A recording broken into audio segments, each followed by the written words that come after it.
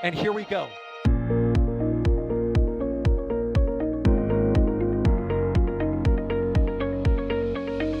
have liftoff. Propulsion continues to be nominal. R68 chamber pressure looks good. Following up. Roger, roger, planet. Water towers fly! Yes! Echo down to nominal. Flight downside FD off. Bring in FD off. Off. It's orange! 145! Oh my god! Oh my god! Decollage. Put that in the big bag, you know. 343 unfolds to go. Indeed. We rise together, back to the moon and beyond. The methane would be igniting the flare, correct? Yikes. You read? Sure. We don't need any more of these.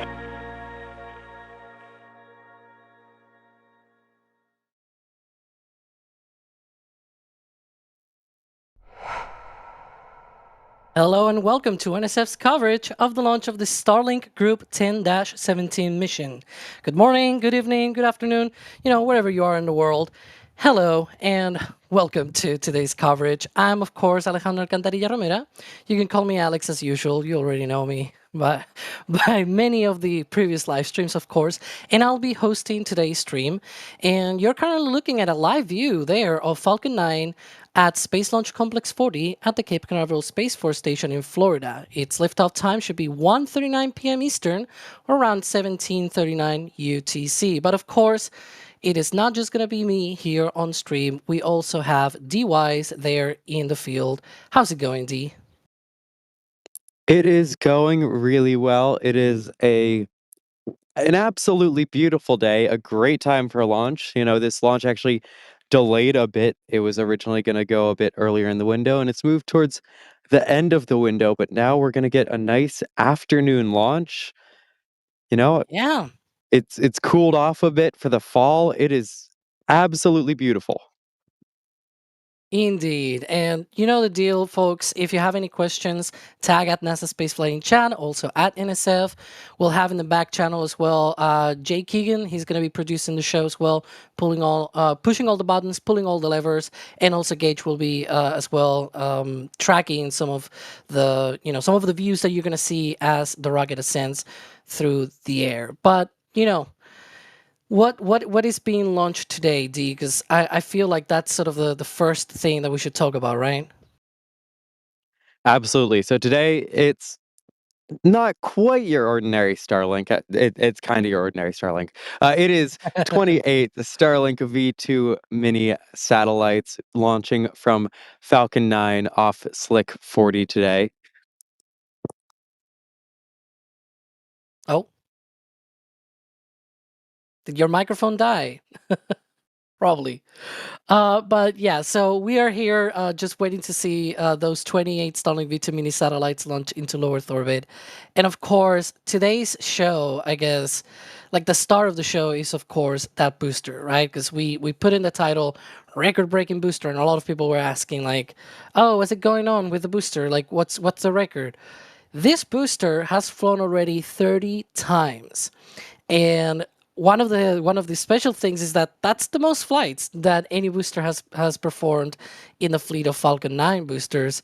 So this is going to be its 31st launch, and it'll of course be recovered just as usual. It's not going to be expanded or anything, and it's actually going to be landing on a chauffeur of gravitas out there in the Atlantic Ocean. So not only it's going to be reused, but it's also going to be landed again, hopefully for a 30-second reused in just a few weeks from now. But then you can see some of the past missions.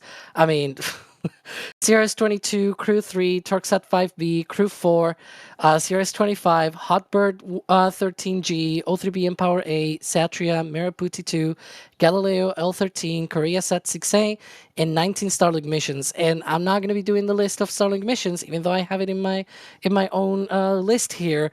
But that's a lot of missions. And so far it's launched 600 satellites. So if it launches today on time and those 28 Starlink satellites get into orbit, that means it will have launched 628 of those. So quite an experience booster. I don't know if you guys saw when they flew it for a 30th time, they put this little crown above the numbers. You know, the boosters have their own numbers, the serial numbers. This one is 67, B10 67. So it's got, you know, those numbers sort of like where the grid fins are located, a little bit underneath that. And so in certain spots, in some of those numbers, they've got like a crown above the numbers. So it's really cool. It's sort of like the king or queen, whatever you want to use, right, of the fleet. So it's really nice. They've done that as well with sort of the leader of fleet of the fairings, which ironically has even more flights than the booster. It's got already like 34 or 35 flights already under its belt. So yeah. But anywho, let's take care of some of your questions because I'm seeing already some of the chat questions. I don't know if Dee's back. I'm concerned about their. Yes, I should be back. There we sorry go. about that. Yeah, Dee.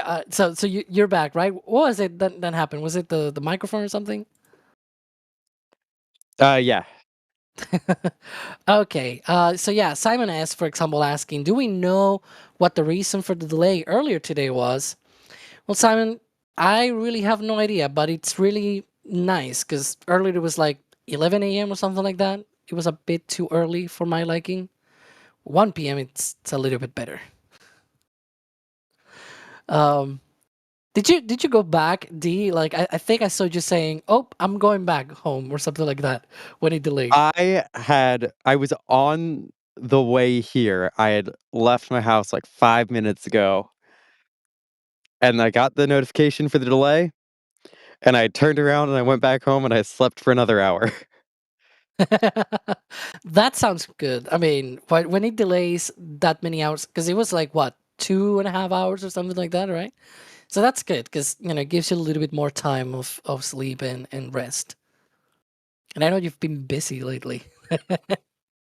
Yeah, I appreciated the extra rest. It's while I'm here, I'm trying to troubleshoot some of the connections. We're trying some experimental stuff. Of course, there's gear in Starbase, but we're still trying to provide all the feeds we can. So we're trying some new things, and I'm troubleshooting that in the background still. But it is just it's a great time for a launch. Indeed. So we've got a few questions here. It's a little bit all over the place, but I'm gonna try and get to those. Somebody was asking like, why did the host in the Flame Trench wear Save Dan t-shirts? I think they explained it in the Flame Trench. Yeah. Yeah. Dan had he's posted about this on Yeah. social media. Dan went to the hospital dealing with kidney stone, and so to poke a bit of fun to their friend and genuinely wish him well, they had those Save Dan shirts, and of course it was good timing because Dan's doing well and got out of the hospital during the Flame Trench show. Yeah. I mean, it's nice that he's back. From the hospital and everything, because that is not great. Let's see. We've got two technical questions here. What does delta V mean? Forgive me if misspelled. Well, this is from 98 Central. Well, look, it just means a difference in velocity. In physics and engineering and everything, they like to use delta as difference because delta is like, ironically, is the Greek letter for D. Hi, D. And so Wow. difference of something, right? It's like you obviously write it as a D, right, on formulas and everything. And so to call it a difference, they use delta as the Greek letter for D, right, for difference. And so that's what they use. There's like delta P for difference of pressure. There's delta V for difference of velocity. There's many different deltas across, different branches of engineering and physics and everything. But that's sort of what it means. It's just the difference in velocity. And when we refer to delta V on a rocket, it sort of depends what you're referring to, either the budget that it has of delta V, right? The available amount of change in velocity, that capacity for the rocket to change its own velocity. And then there's a whole different concept as well, which is a delta V that you require to get into orbit, right? One thing is what you have, and the other thing is what you need. Sort of like budgeting at home, paying the bills and everything. It's a little bit like that. One thing is how much money you got, how much money you have to spend to pay the bills and everything. Similarly, it depends which kind of delta V you're talking about. Anyways, let's see. Dougal also asking about what is the highest latitude that direct-to-cell signals are able to reach? Well, those were launched into different orbits. They were launched into 43-degree inclination orbits and also 53-degree inclination orbits. So I will say probably somewhere around like 55, 60 degrees north and south, just based on the on the orbits that they go through and everything, mainly because of that. But I wouldn't be able to actually tell you exactly the number or anything like that. I don't get to any of that. But yeah, let's see. And again, I'm seeing a few people like asking questions in chat because I have the actual chat here on my other screen, and I'm seeing people asking questions, but you're not tagging at NASA Spaceflight, so it's not appearing here on my on my panel. Let's see. Ding. Oh, Bruning Jet asking which coast got the booster 1100-1. D, I'm sure you've seen this from our coverage of My Girl Life that SpaceX has already gone to 1100. Do you want it to be the East Coast? I'm sure you want to. Of course I want it on the East Coast. That's not a real question. Now, with that being said, very recently, and you would be able to talk more on this than I will, but we've seen SpaceX getting, I believe it was approval for even more launches from the West Coast, right? Yeah, they do have now that approval as well. Yeah, we had that in So fact on the recent This Week in Spaceflight episode. Yeah. now that they have approval for more launches, perhaps that would make it more likely that they move it over there to support an increase in cadence.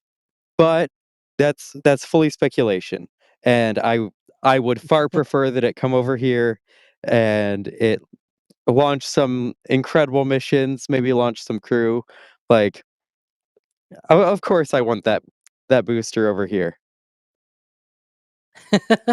Yeah, indeed. And one of the things that they usually say about the West Coast, it's like, oh, it's foggy and everything. And to be honest, today it's very clear out there in Florida. I can see, blue skies and everything. So, how's the weather looking like for today? Because it's like I've I've got a peek into that usual forecast that the SLD that the Space Launch Delta 45 produces, and so it's like what is there we can see less than 5% probability of violating weather constraints. Yeah, it is truly just a spectacular day for a launch. They don't have any primary concerns. And there are additional risk criteria that upper level wind shear, booster recovery weather, and solar activity, which they don't factor into that percentage. So sometimes you can have a high risk there, but still have a low probability of violation. Those are all low concerns, which is as good as it gets. Looking around here on the Space Coast, like we've got a very light, pleasant breeze right now. A few clouds in the sky, but nothing of concern. And I've been saying this all day, but it is such a nice day here. Yeah, I mean, it says there are primary concerns, none. And all of the additional risk criteria that we usually talk about, right? Which are not baked into that 5% that it says there, or less than 5% actually, those, they all say low. So upper level wind, no risk there on the upper level wind shear. Then you've got booster recovery weather, low risk, solar activity, low risk. Like, it's just as best as it can get. Essentially, they never put 0%. They like the lowest that you can see there. It's like less than 5% of probability of violation. So yeah, like that's great. That's great. So hopefully this goes on time.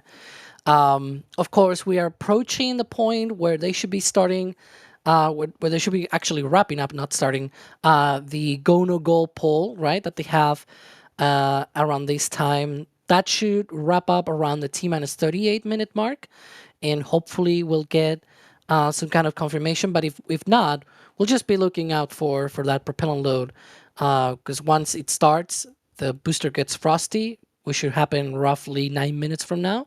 So we'll see that frost. It'll give us an indicator there that they are indeed going for propellant load. And let's take some more questions here from you guys, because I'm seeing already a few of them there. And let's see. Ooh, okay, yeah, there's a few here already. So somebody was asking, Gabriel Gomez, GG, how many weeks or days can SpaceX turn around a Falcon 9 booster from one flight to the next? It depends. Let's put it that way, right? But I guess that's not a satisfactory answer. So I can go a little bit more in depth here, which is that dependency, right? It all comes down to how soon do you want to use the booster again, right? We've seen boosters being reused within 2 weeks. Like that's how short some of these turnarounds have been sometimes. But in the case of today's booster, it's been a while since the last flight. It's actually been 52 days. But also it's an old booster, so you got to take into account that. So there's a lot of factors that go into this when you take into account how old it is, how soon do you need it again for a flight, because they have a lot of other boosters, right? Maybe you don't need it that soon because, you know, you've got, I don't know, instead of B1067, you've got B1088 or something like that, right? I don't remember if it's on the East Coast, but just to put an example, right?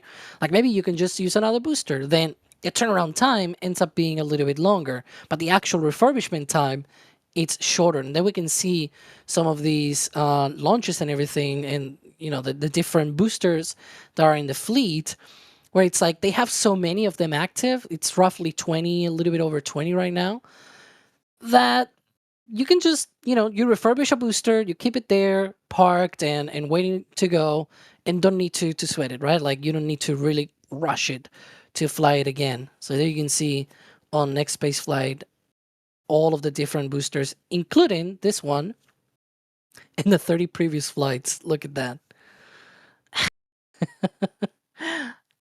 Wow. Yeah. It's been a while. This booster has had some history. Were you D out there for the first few flights? Because I'm seeing some of those are really a long time ago. The first one being in 2021. Oh yeah, not with NSF yet, but I started covering spaceflight in 2020, and so yeah, I believe I was definitely there for like CRS-22 and those early flights. It's incredible how much the cadence has ramped up these Yeah. last few years. Yeah, and I don't want to put pressure on Jay here with producing, you know, backseat producing and everything, but there's an even older booster that is currently active, and that is B1063.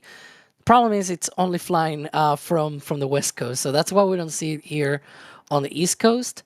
But yeah, that's the one, and it's got about as many flights. I mean, it's not flown as many times, but it's already done 28 flights, so not too shabby, right? It's been around, but you can see there the first flight was in 2020. It's been 5 years since its first flight. So yeah, quite a lot of these. But anyways, it goes, you know, everything goes hand in hand, just to answer the question, right? There's multiple things to take into account for when to use one booster or the other, and therefore that drives the turnaround time, of course. Let's see. Ooh, boy. There's a lot of questions now all of a sudden, so that worked.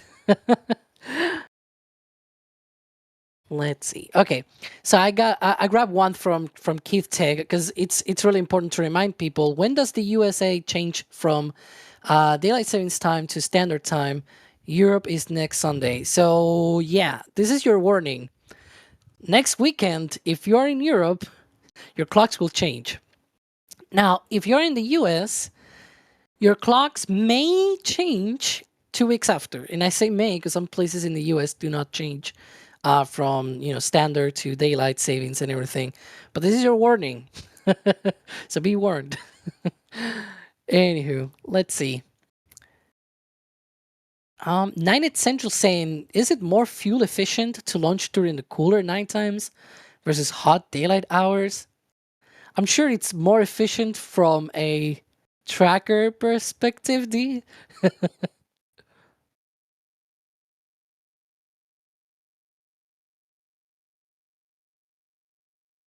D? Oh yes, sorry. There we go. It's definitely cooler at night in that regard, but definitely when it's cooler, it has like some effect on the boil off. But at the same time, it's a minuscule amount because when you're talking in the grand scheme of the difference between cryogenic temperatures and air temperature, the couple of degrees difference between daylight and night won't make a huge difference. And especially when the rocket it already is like an instantaneous launch window once fueling starts due to uh, being cryogenic, it doesn't, I think, have all that much of an effect. Again, Alex, you might know more on that than me. I do have a question for you though. Do you see more mosquitoes in the night or on the afternoon, like today? Middle of the day tends to be fine. Middle of the night sometimes will be okay-ish. The the evening and the morning are awful. Absolutely awful. I've seen you 'cause, I may be you know speaking too much, but I've seen you in certain clothing to avoid the mosquitoes and whatnot. So I'm Oh, really we've glad that shown photos of this before, I believe. Yeah, we have. Okay. I'm pretty sure of me in a full mosquito suit because they get bad sometimes, and I prefer to avoid it, but you know what? It is helpful. Yeah, one of the things with the winter at the very least, I mean, I know that in Florida, winter is really not a thing, but still the temperatures go down more than in the summer. Let's put it that way, right? And so, the cold is better for, getting rid some of these bugs and everything. What might be getting cold right now is Falcon 9. You notice that transition? I didn't. Anyways, That was a clever transition there. I Really well know, done. right? But yeah, let's take a look at the timeline because I was saying before. So we should have had that go for propellant load. If everything is still on track for that 1:39 p.m. Eastern launch time, then we should be already having some propellant into the first stage and the second stage. In particular, RP1 on both stages and liquid oxygen on the first stage. Now, that first stage liquid oxygen tank doesn't get frosty right immediately after propellant load starts because there's a transfer tube, there's other pipes and everything going to the engines, and then there's a common dome as well. So all of that needs to get filled with liquid oxygen, and then you've got the frost appearing because then it starts touching the outer walls. And I'm stalling a little bit here because that frost should in theory appear in less than a minute from now. It's usually T-minus 32 minutes, although sometimes it depends also on the bushes and everything. Uh, so yeah, in the next minute or so, we should see that frost and hopefully confirm that they are indeed doing that propellant load on Falcon 9. In which case, then we'll be locked into that 1:39 p.m. Eastern time. There's also, of course, this new thing from SpaceX on their website where it's like they've got a clock, right, running, and if it stops, it's actually directly linked to the actual clock that they use. So if it stops, it means that the real clock has also stopped. So it's not stopped, it's still going. So I'm gonna take that as a confirmation already. But we'll see the frost, of course, anytime soon. Anyways, I'll hit some support because there's a few things here already yelling at me. The panel goes red when it's being for too long in the list. Probably too much information. But anyways, so we've got here a few people becoming Padred members. So we have Alpha X Space, Disney Infinity Gamer. That's interesting name, and WebCX. All of them becoming Padred members. Thank you so much. And then we've got Bosnian 87 becoming a Red Team member. And then we've got a few super chats here. Turtle Sanctuary saying, what is your guys' favorite snack when watching or creating an NSF stream? No, Jack, Red Bull is not a snack food. I'm going to tell you, he will probably tell you that it is. I'm not Jack, so I'll say Red Bull. See, but yeah, I think indeed because Jay has changed now the video, right, to show that close up of the booster. I do think there's frost there as well. So yeah, we are into propel and load. It's like right behind all of those bushes, but it's there. Trust me. One thing with this sun, you're probably noticing the heat haze, and Yeah. that also actually impacts focus. So, like, I set this up earlier, but in the time that the lens is sat in the sun, it'll the sun will expand the metal of the lens and change where it's focused. Ooh. Oh yeah, that is not great then. But yeah, one of the downsides of afternoon launches is all of that wavy air. The air is angry. But yeah, and for my favorite snack, I don't really have any favorite snack. I usually don't, or at least I try to not eat when I'm on commentary or live stream or anything like that. I try to. That's a key expression there. Sometimes I cheat and I actually eat something. Yeah, eating Let's is definitely see. frowned upon. Explicitly not recommended for most commentary. But especially in the field after a certain number of hours, not when you're actively talking on stream, but between when you're talking on stream for sure. Yeah, maybe you just made a sandwich right before the stream, and then you start chewing on it every now and then when you're not being asked any questions, and then Jack asks you something, and then it's like, what?" Right? It Who hasn't would ever happened. do that? Yeah, it's never happened to me or anything. Let's see, Vanessa Jiensfin. I have no idea how to pronounce that. I'm really sorry, but yeah, go SpaceX, go Starlink, indeed. And so we just went through all of the support, and now we'll hit some more questions, shall we? I've got a few here for you, D. All right, let's do it. 98 Central asks, D-Wise, what's your favorite lens to use when recording night launches? I think that's very appropriate for today, given what you said. Yeah, so I use actually the same exact lens I use for almost all my tracking. It is very rare I don't track on this lens. It is a Canon 400 f2.8. So, I mean, it's a nice sharp lens during the day, but it really, really shines at night. If you notice, when we're following the second stage and we're able to still see the exhaust, I have my cameras ISO pretty much maxed out, and I have my shutter speed at its absolute minimum, so it's as long as possible, and I have the aperture open up to f2.8, and so having a fast lens like that is really important to be able to show some of that detail.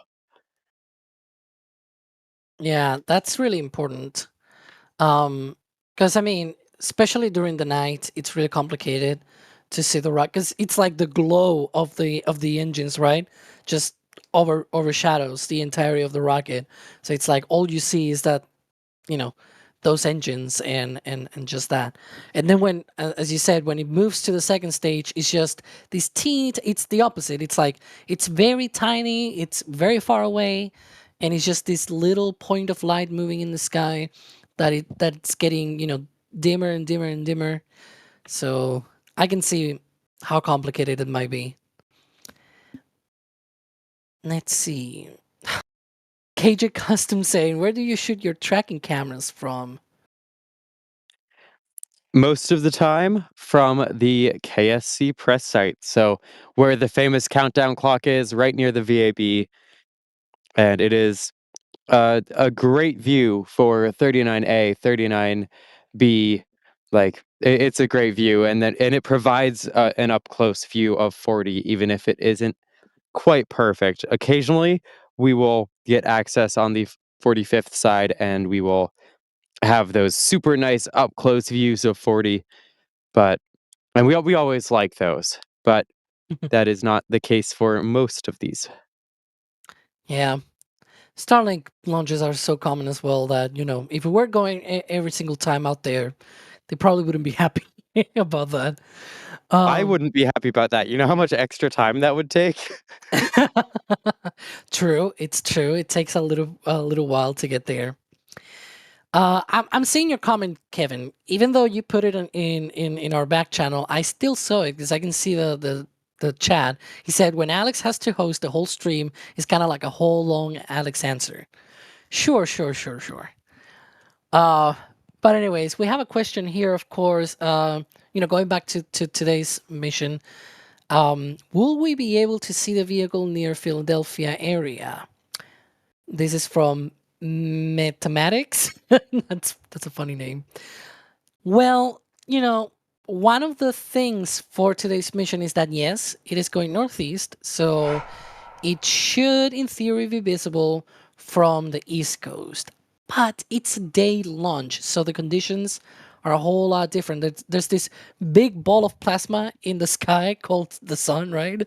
That overshadows like this big giant shiny thing in the sky. Sort of doesn't have anything on that little ball of light, which will be the Falcon 9 streaking across the sky. So, look, you may have a chance. Philadelphia, it's a little bit more complicated because it's a little bit further up the coast, but I've seen people that have been able to have a view of rocket launches from there when they launch northeast, like today's mission.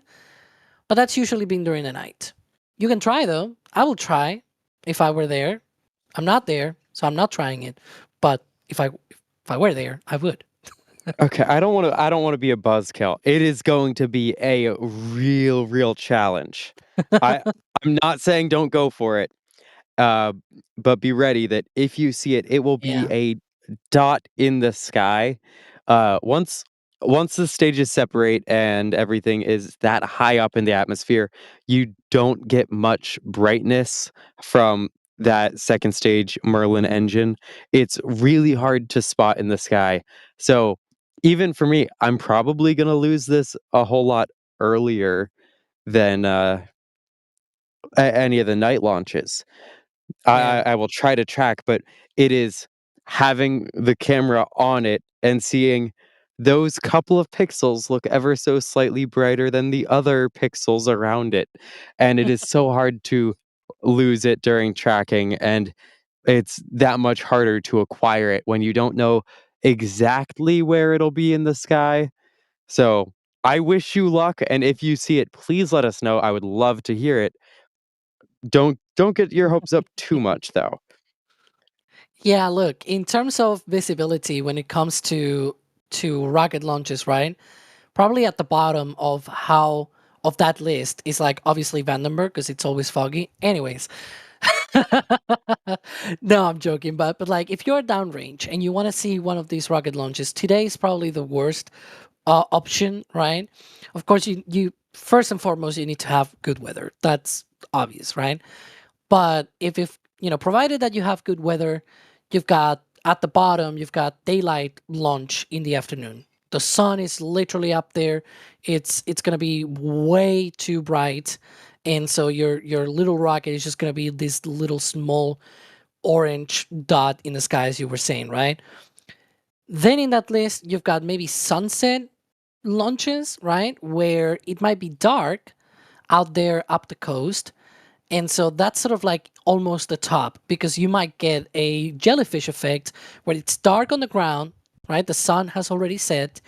And then up there in space, the sun is shining on the rocket, and so you've got this jellyfish effect, the expansion of the exhaust and everything looks like a jellyfish. So that's probably the best. So you've got the best option is jellyfish effect up north, right? When it's already dark and everything, while the rocket is being lit up by the sun. Whereas at the bottom of that list, you've got today's launch attempt. I will say whatever is the range, I will still go outside just in case. But yeah, just keep in mind that it might not be a great view, right? If you're closer to the launch, though, to the launch site, you might still get a better view, right? Around the Space Coast, if you're around there, I'm seeing some people in chat saying, oh, I'm in the gantry, I'm in here, I'm in there, right? So if you're around, you're going to see the launch. Don't worry. But yeah, that's one of the things. Do we have a view of D? I'm being told we have a view of D. Oh, we do? Or that we are about to see you. We're not. Okay. Not yet. we're working on it. Okay. Because a lot of people were asking, like, where are you tracking this from? So yeah, and one of the things that we might see, though, we will not see D yet, but one thing that we might see in just a few seconds will be the T-minus 20-minute event, which should be happening in less than 10 seconds now. Let's wait for it. Wait for it. I love this. I love it when we are expecting the event.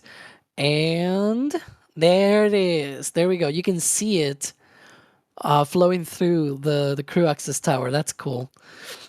But so what happens now, D? What's this event all about? What's going on? So this event is about cooling down the infrastructure and getting ready for the liquid oxygen loading into the second stage. So dealing with these really cold cryogenic propellants, you can't just start them flowing. You can't just suddenly dump the propellants into engines and whatnot or into the second stage. You need to get things cooled off and ready. And so this event starts as they start flowing through the pipes. And then when this event ends at around the 16-minute mark, the T-minus 16-minute mark, that's when that liquid oxygen loading into the second stage actually begins. Yep. Let's see. We'll hit a few more questions here as we count down. We are already under 20 minutes. Once that T-minus 20-minute event disappears, that's when we get that sort of, indication that they are indeed going for liquid oxygen on the second stage, liquid oxygen load. Okay, now we're ready. We can see you already, D. I've heard here. Ooh, there we Hi. go. So, yeah, That's a lot of gear.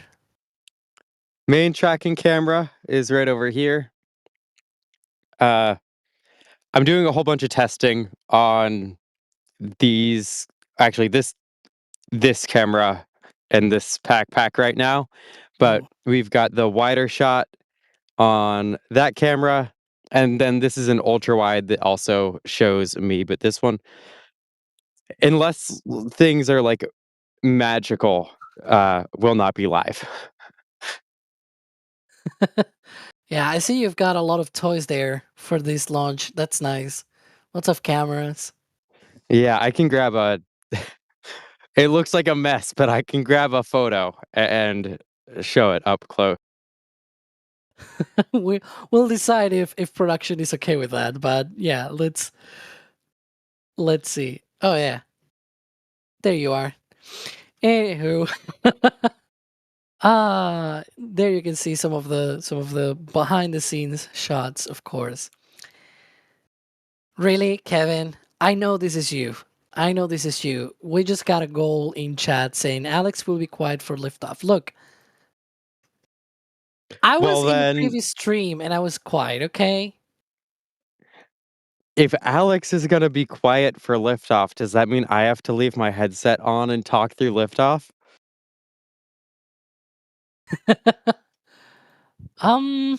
We'll see.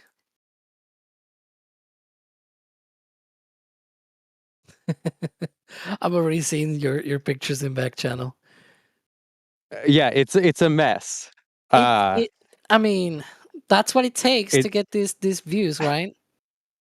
It's chaotic testing is what it is. So, you know, Somebody saying, looks just like the try. amount of stuff I have when I'm out trying astrophotography. I mean, it's probably not that different, other than, there's also live streaming gear that you can see some of that. You've got a telescope, right? Not here. with me, but yes. Yeah. I have a couple telescopes actually. One main one that I really like. Really nice. Look at that. Is that a Starlink?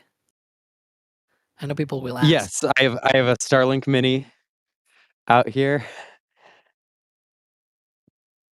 Sorry, I'm like reading stats right now to see what's going wrong. Ooh. But yeah, we've got Starlink Minis we make use of on occasion. We've got full size Starlinks we make use of, and when we're here at the press site, we try to primarily stick with the like landline internet here. Well, folks, that's all the hardware that we have out there, and trust me, whenever we have both D and Max out there, there's even more. so yeah, that's just one person. And this is a Let's see. relatively light load. Like this is a 3-camera setup, plus a little bit of testing equipment. We could easily have a lot more equipment here. Yeah, I've seen, for bigger streams, of course, Starlink. There's no need for that many cameras, but I've seen on some other bigger live streams a lot more cameras and more gear. So yeah. Oh, D. Anywho, All right, yeah, you're those of seeing some of you the comments, right? I have seen ones that have been sent in the back channel.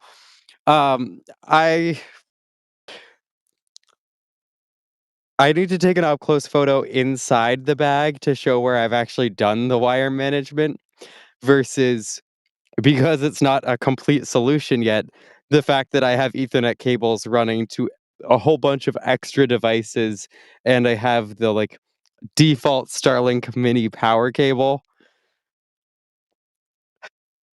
Yeah, I'm focused on trying to get it working, and then once it's working, it'll be organized. I don't want to lock it down in a non-working state. Well, all of this testing will be useful for future flights, because this I remember on the meetup, for those that were at the UK meetup, that said something that really struck me, which is, we have a great cadence of launch streams, right? Because we cover Starlink's Falcon 9 launches a lot. And so this allows us to test a lot of this hardware that then we can use on bigger live streams, right? And when those bigger live streams go well, it's because we had all of the experience prior. So I hope, all of those new toys that you have now under testing eventually work, and we can put it to use on some of the bigger streams. I really hope so. Like it, in terms of reliability and connectivity, this has a lot of potential. We'll see when it gets there. Yeah. And we've got already some support because they're seeing all of that gear and everything, and they already, and also because of the goal. Yeah, there's some of those as well. We've got Glenn Pearson gifting 10 Red Team memberships. Thank you for that. Then we've got Jackie M saying, "Alex, I believe in you. Change my mind." And then no message, but a super chat as well from Melissa. They're also, adding to the goal as well. And then we've got Matt Ovell with another super chat as well. Thank you for being passionate about every launch. The tech in spaceflight is amazing, but the geography is what shares it with the world. And I couldn't agree more. Without this work, we wouldn't be able to send all of those photons and electrons and everything your way, and you wouldn't be able to enjoy it. So thank you, D. Of course. Thank you for the support, Matt. Greatly appreciated. Uh, and this is what we love doing. We love being able to share this with all of you. Yep. And as I said before, the only way that we can do this is thanks to your support. And there's ways to support us that doesn't need any of these super chats or anything like that. You can just like and subscribe and things like that. They are for free. This is one of the things of YouTube. It's for free. You can share with other people as well. We explain all the things. Again, the at NASA Space Flighting chat, the at NSF and all that. We answer your questions, of course, as many as we can in the little time we have in these live streams, right? But we do our best. And so, any little bit of support does help, contribute to all of that gear and everything, and all of the different bits and bolts and everything that we have to go through. And of course, there's even other ways of supporting us where you can get something in return. This is what Chris B always says, right? There's the merch store where you can go in, you can get some amazing merch, and in return, you also helps us and support us with that as well. And we had Flight 11 just a few days ago, like less than a week. It's almost, it seems like it was weeks ago, but it was less than a week ago. And so there's this amazing shot that SpaceX had of the engines lighting up on pad 1, and that's the patch for Flight 11, right? What best way to send off pad 1 in this configuration than having that patch? I believe we are less than 30% already with those. So like there's not a lot of them left. If you want one of those, grab it now, because once they're gone, they're gone. And of course, there's like metal prints and everything from people in the field. There's not just the patch itself. You can have the shirt. There's the mugs. There's even that original launch mount sticker and mugs and things like that.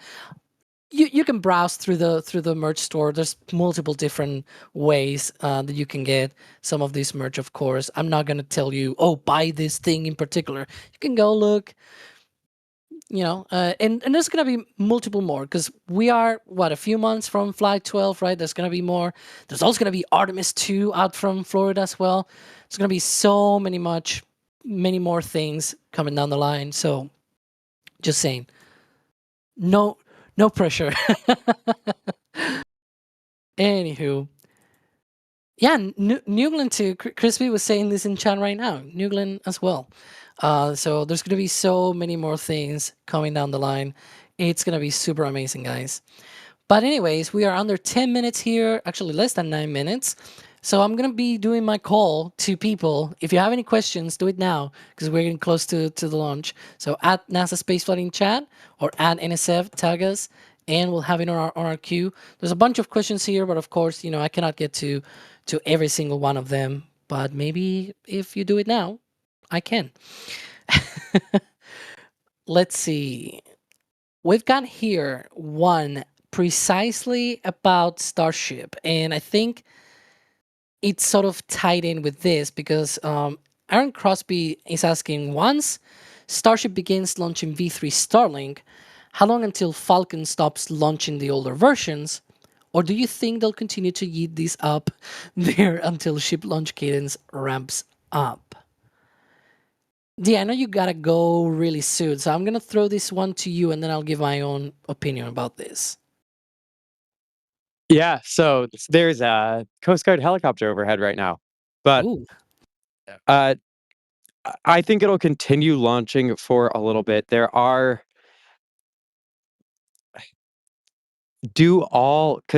we don't know if potentially the V3 satellites would carry over all the capabilities of the different versions of the Starlink satellites.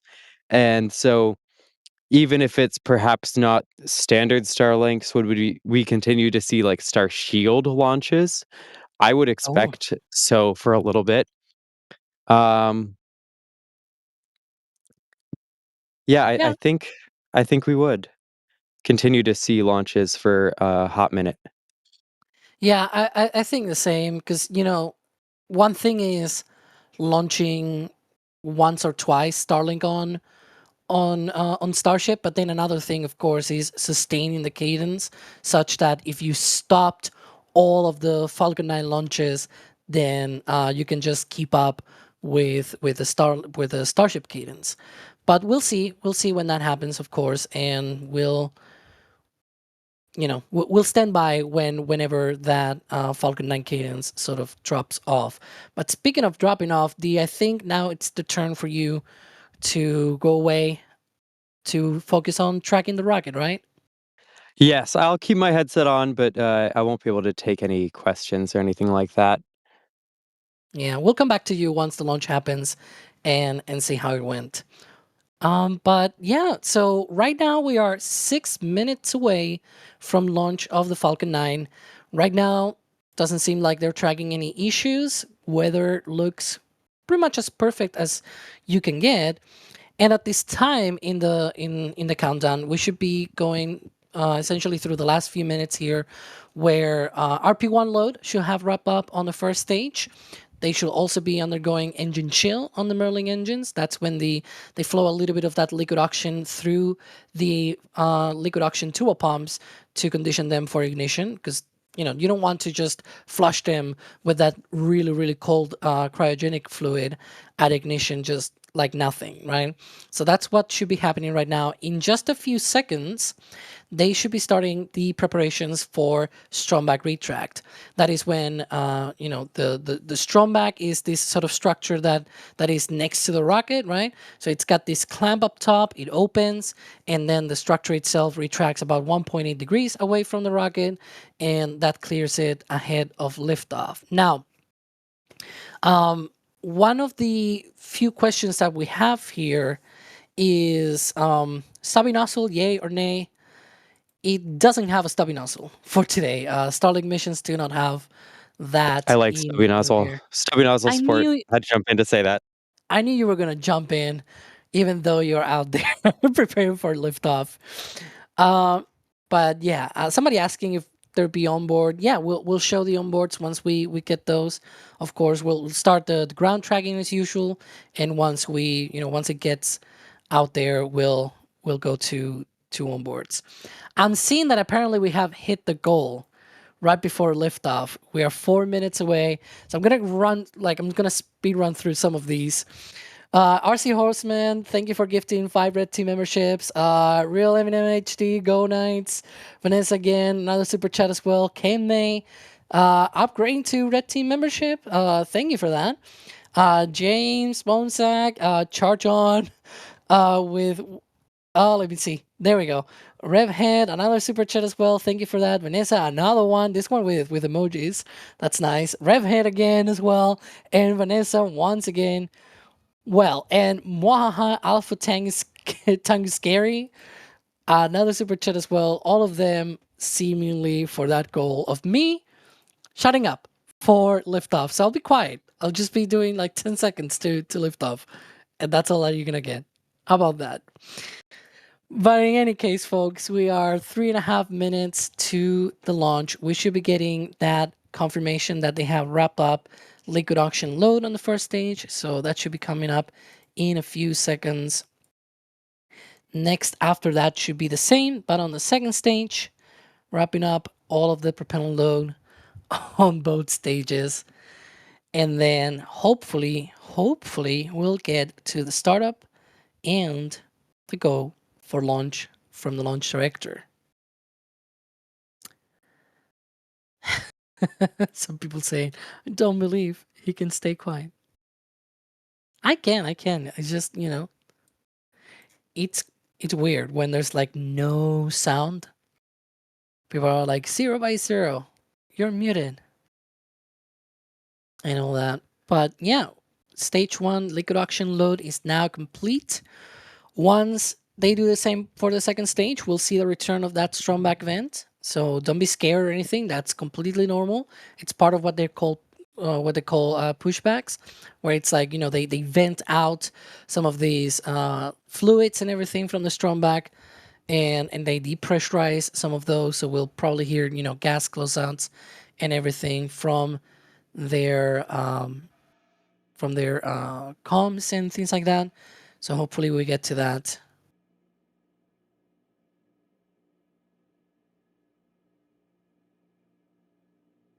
But yeah. Stage And 2 stage LOX 2 load complete. Here we go. Stage 2 LOX load is complete. Falcon 9 is fully loaded with propellants ahead of liftoff. And reminder, if you see the ticker down there, this is the 31st launch of B1067. So 90 seconds to go. It's not a lot of time for this new record. As you probably saw in the title, this is a record-breaking booster. Most flights done by a Falcon 9 booster. Ground gas closeouts. And there's the ground gas closeouts. Depressurizing some of those ground systems ahead of liftoff. And up next should be Falcon 9 entering startup. That is when the onboard computers take over control of the countdown from the ground computers.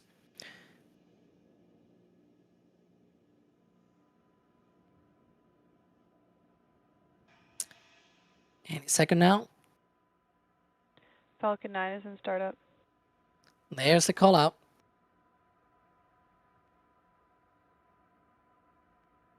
And next up should be that go for propellant load, for launch. Excuse me. I'm always confusing that. Launch. But there it is, the go for launch from the launch director. Just 23 seconds to go for a record-breaking launch of Falcon 9 booster B1067. I'm going to shut up just right now. Enjoy the launch.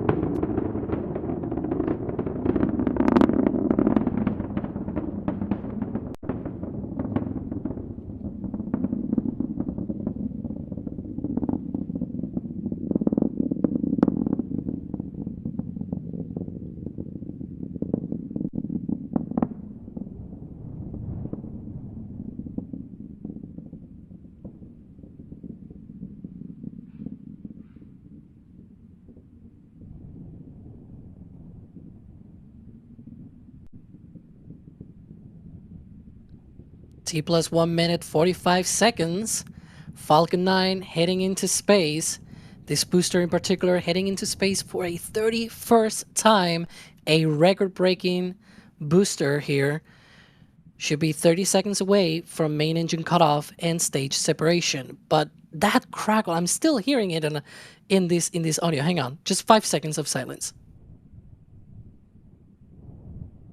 Hear that? It's still there. The crackle is still there. Anyways, that was amazing, by the way. Really great audio and sounds, and of course, great tracking here. We have a side-by-side. I think one is from our remote camera operators, and one is D. And there we have shutdown of the first stage. She'll be coming up on stage separation and MVAC ignition. I think that's MVAC ignition from the ground. Wow. But see, this is what we're talking about earlier. It's a lot more complicated when it's daylight to be able to track that second stage, because it's just this teeny tiny bit of light in the sky. So props to D and all the folks out there, trying to track this because this is really complicated. Should be One of coming the up. other challenges is we're also fighting the sunlight on our screen here. There you go. And of course, we just had fairing separation. There we go. From the SpaceX stream.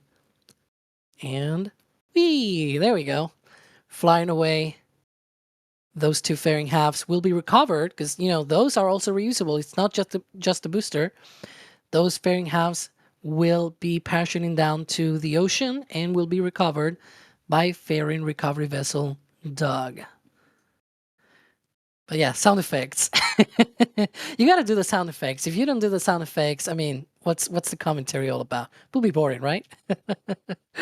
But in any case, there you can see. So right now, right-hand side, second stage, getting into orbit, picking up speed, as you can see, and some altitude as well, of course, and getting those satellites into a preliminary parking orbit. Meanwhile, first stage has separated, it deployed its grid fins, and it is now coasting and sort of heading to its highest point in that coast phase, and then we'll be coming back. There you can see that speed slowly sort of going down, but then it'll reach apogee, that highest point in its trajectory, and then it'll be coming back down for a return on a chauffeur of gravitas. I know you can talk, D, so if you can talk, how's it going? I can. How was that Pretty launch? good. As expected, I lost the tracking a lot sooner than the night launches, but it was wonderful sound, wonderful view, and now I'm working on some slow-mo for a slow-mo replay. I mean, having been previously there, it always amazed me for how long you can actually hear the crackle. Today was just so loud. I know a lot of people really like that in chat. I saw chat's reactions and they were like, yeah, that's good. In any case, but yeah. So it looks like, if you look at the telemetry, it looks like the first stage is now coming back down. So that's good. As expected. Second stage, still accelerating there, 12,000 kilometers per hour. Usually at the time of shutdown, it's roughly 27,000 kilometers per hour. So there's still a little bit to go. But as it burns that propellant, that second stage will be picking up acceleration, right? And so that velocity will change actually the most towards the end of the burn. Still 3 more minutes on that one, though. Speaking of burns, we're going to get now here one of those on the first stage for the entry. So that entry burn should be coming up in just a few seconds. Will be first the center engine. So you'll see sort of this circle of fire. And then 2 of the 8 outer engines will ignite. Those will be engines 1 and 5 lighting up for the re-entry burn. So we'll have a line instead of just a circle. Let's stay tuned for that. Stage 1, entry burn startup. Here we go. Stage 1 FTS is saved. 1 engine. And 3 engines. Some people asking about what's on the nozzle on the MVAC engine. That's just ice, either coming from the tank itself or from the vent valve that you can see there. That vent is also normal. It's not a leak or anything. Entry burn shutdown. And that's the shutdown of the entry burn. But yeah, that's normal operation of the engine. Sometimes there's a little bit of ice that just, likes to pool there.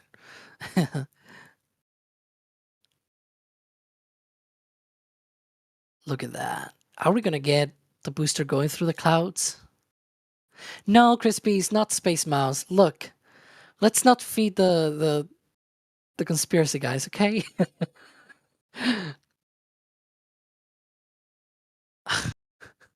Some people are now going by that. Oh, jeez. Anyways. No, the feed froze. Oh, there we go. It's back. Stage 1 transonic. Here we go. Going through the speed of sound, now slowing down. Look how much they have removed just because it's flying through the atmosphere.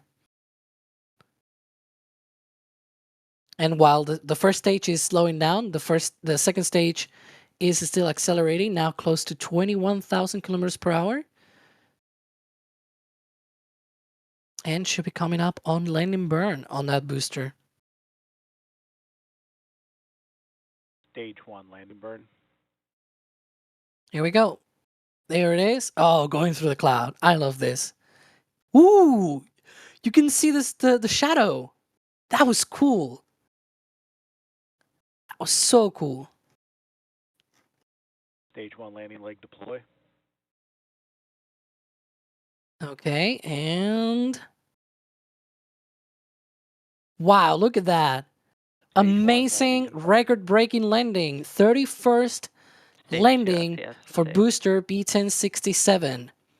That looked almost like a bullseye. I don't know about you guys, but that looked like a bullseye. Record-breaking. Now it upgrades to dash 32 with this landing. Vac shutdown. And there we go. MVAC shutdown. Second stage in the 28 Starlink V2 mini satellites now orbit insertion.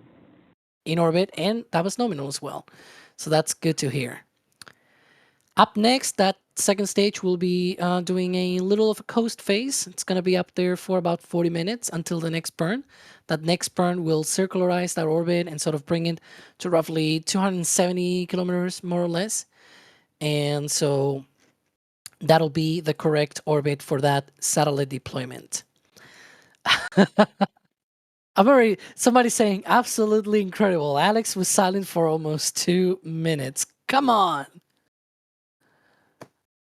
But anyways.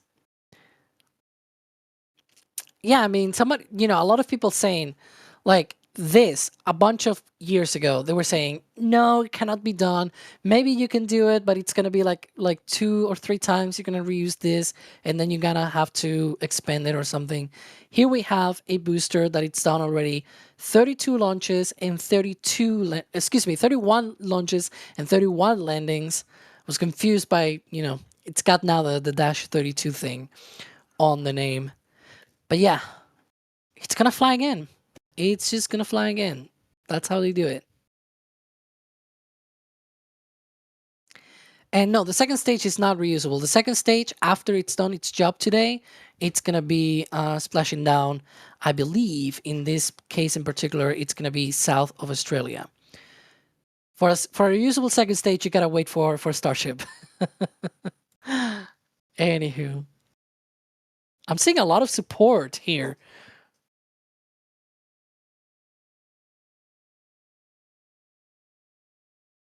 Let's see. Yeah. Hang on. So we have Turtle Sanctuary. KMR being a spoken. We love your commentary, Alex. Keep talking.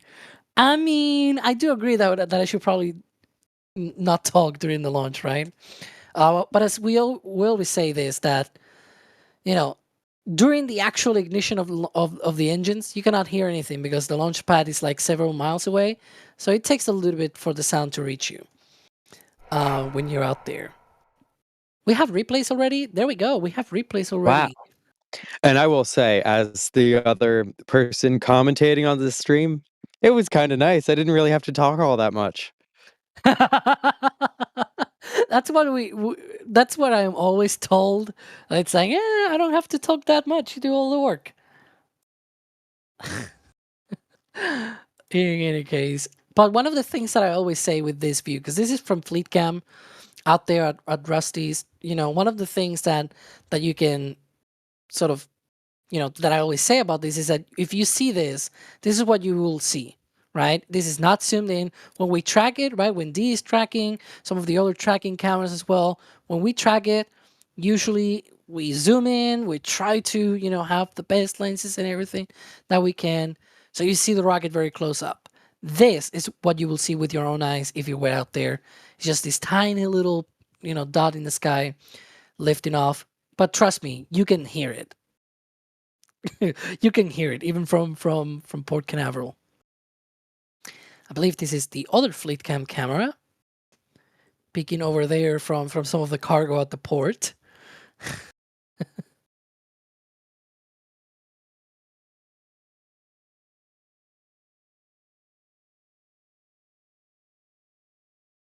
Let's see.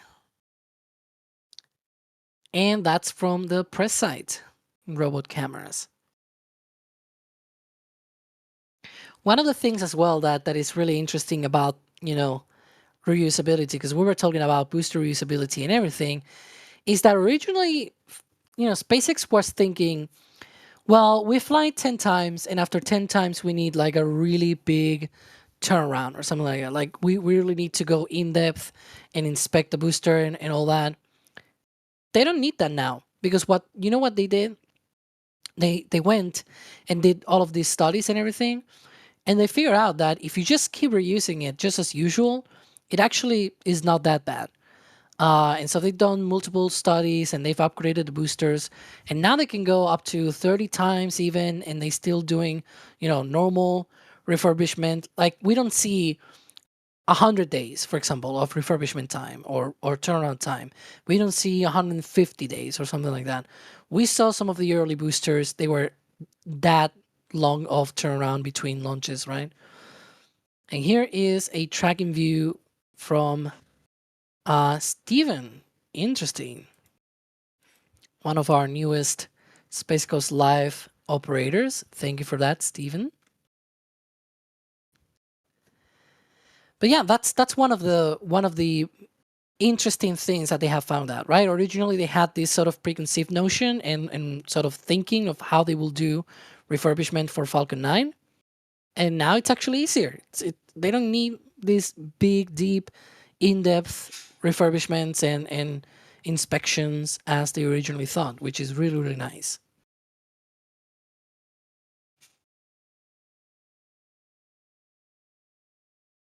Look at that. That's cool. It's a bit sad that we didn't get a vapor cone on this one. But hey, it's a Well, rocket launch. Ooh, how sure are you about that? I did Stay not tuned for see the one, summer but replay. maybe. Okay, so Not a full-on cone, but are you the like donut that happens at the end of the fairing sometimes? We got one of those. okay, wow. We have here some store messages as well. I'm gonna hit some super chats while we're looking here at the replays. Fawad Raza saying clear sky launch tracking by DYs. It was just awesome. Thank you for this. Well, thank you for your support as well. We've got here the Space Pope. Love you, Alex. Love you too, Space Pope. I know you always are supporting us as usual and blessing us as well. We've got store messages. One from Jordan. Always appreciate the coverage. Yeah, that's one of the things that I didn't completely forgot mentioning, that when we're live, you can put a message on the store. This one was buying the Flight 11 patch. That's nice. And then from Keith, we've got here, thanks Alex D and everyone at NSF. They bought an NSF hat and a Flight 11 patch. That's great. That's good. Hope you like it and enjoy that. And of course, hope you also liked today's coverage. And D, we couldn't do this without you, so thank you for being here as usual. Of course, it is an absolute pleasure. I love being out here. Thank you all for hanging out with us for this launch. And of course, in the back channel, we always have, of course, our producers, Jay Keegan. We also had Steven and Gage out there tracking the launch as well. You're gonna see now this slow-mo. But after that, after we wrap up this live stream, stay tuned because we have more. So we have a museum show for the Intrepid later today. It's going to be all about, two divers in particular, which found missing pieces of the shuttle. If you like shuttle Sundays, well, today is Sunday and we're going to be talking about the shuttle, I guess. So it's somewhat like that. But in any case, we're going to redirect you guys directly to that. I think it's in about an hour or so. So click the bell and everything once you get redirected, so you get notified for that. But of course, as you can hear, this is your outro. Thanks for watching, and we'll see you on the next one.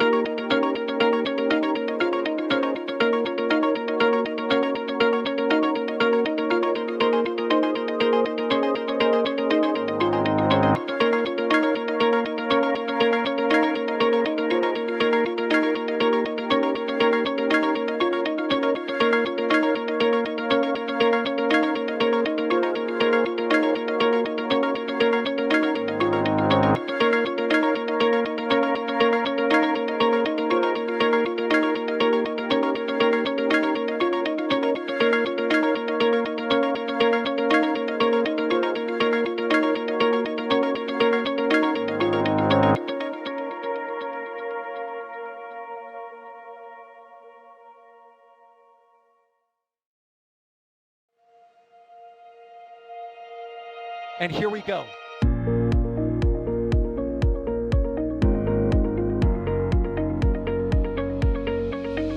have liftoff.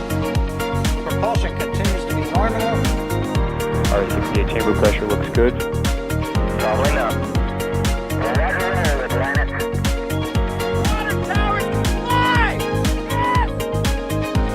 Echo Delta nominal. Flight downside speed off. Bring in speed off. Off. It's orange! Oh my god! Oh my god! Décollage. Put that in the big bag, Eagle. 343 unfolds to go. Indeed. We rise together back to the moon and beyond. This methane will be igniting in the flare, correct? Yikes. You read? Sure. We don't need any more of these.